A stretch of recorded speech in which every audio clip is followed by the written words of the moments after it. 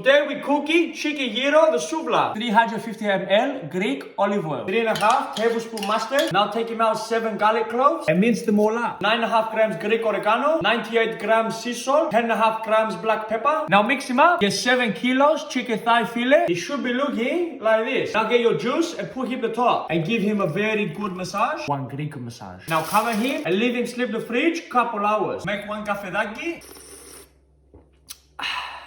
Light him up the charcoal. Wake him up.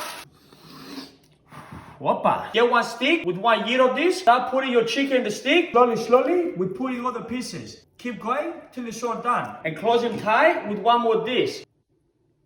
When it's ready, put him in the charcoal. We start him up higher for the first 40 minutes. Then we drop him all the way down. We want to give him lots of heat. 20 minutes and we remove the crispy pieces. After the little haircut, it's got a much more better shape. And she's cooking beautiful. After half an hour, it's ready for the first proper cut.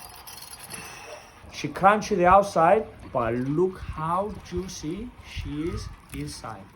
Now we put him back the charcoal, keep him cooking, and we start eating. Put your chicken with your favorite filling.